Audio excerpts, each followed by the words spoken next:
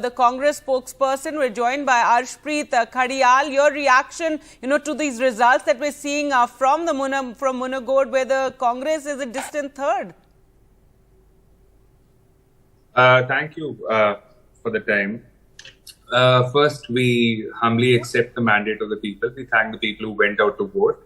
And as far as Haryana is concerned, we are hoping that we'll be able to bridge and close the gap. Because the Jat belt is still due. And as far as the contemplation goes, we'll make sure that we improve upon things that have not been done or delivered upon.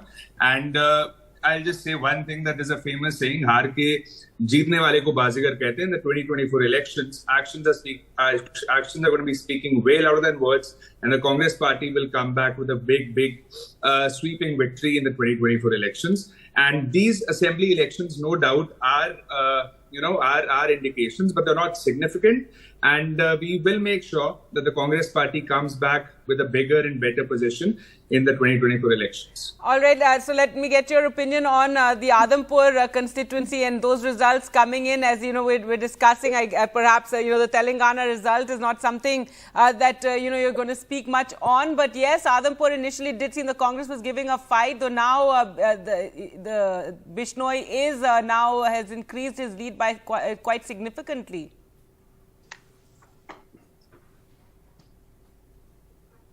Yes, Arshpreet. Okay, let me go across to Mr. Ravula Sridhar, who joins us, spokesperson of the TRS. And, this election in Munagod, very closely contested, very hotly contested. And it's really the TRS and BJP who've been fighting it out here. The Congress a distant third. And even now it is neck and neck. And it's become such a prestige battle. Yeah, it was a Congress sitting seat in 2018. Congress won that seat. The MLA candidate there, MLA resigned and joined Bharatiya Janata Party for a 18,000 crore contract. Then he contested. Now it's only 5 rounds completed. 10 more rounds are, awaited. Results are awaited. So in the first 5 rounds, there is a lead of 1,631, votes. And from this round onwards, all the rural segment, which is mostly in the favor of TRS party, would come for the counting. So 100% this lead will continue and it will further increase, and TRS party will have a clear majority by the end of the counting, and we will be winning this seat. We will be bagging this seat from Congress party. Now, though BJP is in keen contest, the question is, it is not the BJP actually there. The candidate personal image is adding up to the votes there. But however, TRS party, we have campaigned in the constituency based on the work we have done in Telangana, based on the development and welfare activities that we have done in Telangana for the past 8 years. And this result shows the people of Telangana once again repose their faith on us and repose the faith on Sri Kesia's leadership. And we are going to win this seat, no doubts. And in the first round, few rounds, they may have... Right, but what would you say, this became such a hotly contested seat and there was so much money thrown around. We have, the people there in that constituency going around saying they're being handed over thousands of rupees. Many people have stopped working because they're just going from rally to rally. And, it became such a prestige battle. There's been criticism as well about how much money was put into this by-election. That's what I was saying. Raj Gopal Reddy, the contested MLA candidate from BJP, gone to BJP on a contract for rupees 18,000 crores. And BJP here and their candidate completely depend upon their money strength and money muscle, nothing else. They have thrown crores of rupees in the election. They have spent money, but people realized the election was not actually necessary. It is only for the political gains of BJP and personal gains of Raj Gopal Reddy. They have brought this by-election. So people took a decision very strongly to vote for TRS, and we are going to win this election. All right, though right now it does seem neck and neck, but Pulla Rao, your comments on how this election was fought, this by-election, just a year left, for the elections in Telangana, but this particular election became such a prestige battle. You see, everyone spent money. It was openly spent. To say I spent or he spent, he didn't spend is not correct. There's been never an election like this. There's no point saying I didn't spend or you spent. Everyone spent. Everyone spent. Perhaps the Congress didn't spent huge amounts unknown hitherto in other states. And therefore, this will... The second point is, I do expect the TRS to maintain its lead But I was expecting a much bigger lead by the TRS. So by the end of the day, we'll have to see what is the lead, who comes second, how many votes the Congress gets. And you're forgetting one thing. Rahul Gandhi is right now in Telangana, though they have maintained a distance from Monogod. So all these factors are being talked about in the regional media. We'll have to see the margin. We'll have to see who went where, what is the urban thing. But as Mr. Reddy has said, TRS has an edge as of now, and perhaps they may maintain the edge. But it has been a hard-fought election. And the elections are only 1 year away or 9 months away. Yes. And definitely this bitterness, this polarization will continue till the next election. All right, we have BJP's Ranbir Singh Patania also joining us. And first, your comments on the Munagod election and the way it was fought. Right now, the TRS maintaining its edge, but the BJP really, putting its all into this this one by-election that became such a huge story in Telangana. Gargi, though it is said that we always stoop to conquer. So the basic conquering point remains. We might have not have plucked the regional strings. We might not have stooped up to that level of charging, of making that wild and baseless allegations and trying to create but you did get the Congress candidate to resign and join the BJP, and therefore we've had this by-election. So you did manage that. Absolutely not, madam. My point is that we stoop to conquer. The basic conquering point remains that we believe in the politics of inclusivity. We believe in the holistic development of the Aam Aadmi, of the Shesh Bharat. We believe in delivering on the ground. Just to cite one example, that 43% households of the entire country, pan-India, we're talking about pan-India, 43% households of the entire country will be given a tap water at the cost of 43 trillion. This is, sorry, 3.6 trillion budget has been earmarked for Jal Jeevan Mission. So we don't believe in such that parochial considerations. Once Mr. Kejriwal blows the whistle and he says that I have been we're talking about the by-election results right now. BJP leading in 3 states, yes, and in one seat in Bihar. I'm just commenting on TRS. See, Gargi, we see the results in Haryana, we see the results in Bihar. And in Haryana as well, it's after Mr. Kuldeep Bishnoi left the Congress and resigned. Again, another seat, having another by-election taking place because the sitting candidate, and once again, it's the Congress candidate who resigned and joined the BJP, and that's the reason that this by-poll in Haryana necessitated. Yes. So we could take it the simple way that we have arrested that seat from Congress also, to put it the other way. Because a canard was being sent through that the party changing. You were making. After 8 years of governance, they have realized I mean, the Congress party were hurling allegations of all sorts on Mr. Bishnoi. But we have been able to blow the trumpet. We have been able to hold it close to the ground. We have been able to deliver, and I think the people of India have ultimately trusted again and again. People of India have trusted the people-friendly policies of Modi Sarkar, and I said we believe in the politics of inclusivity. Sabka Saath, Sabka Vikas, and Sabka Prayas is our hallmark, is our slogan, is our delivering point. All right, let's get Dr. Double Kishore in with the RJD winning 1 seat there in Bihar, and in Gopalganj there is a bit of a fight still, though it does seem the BJP in the lead there. In Bihar, the people have certified that the lies of BJP has to be rejected.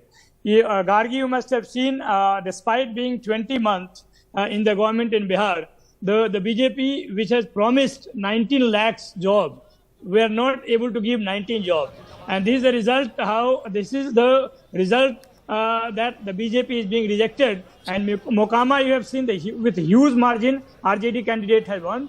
And in Gopalganj also, we are pretty sure that we are going to defeat BJP.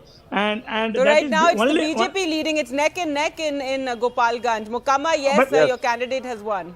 But let's wait. I'm sure that we'll win there also. And you will also see that despite the BJP has been the past 3 or 4 elections, you will see this time it is neck to neck. It is just with a margin, a thin margin. Yes, that's true. And that also is going to be rejected by the end of the day as we have the input.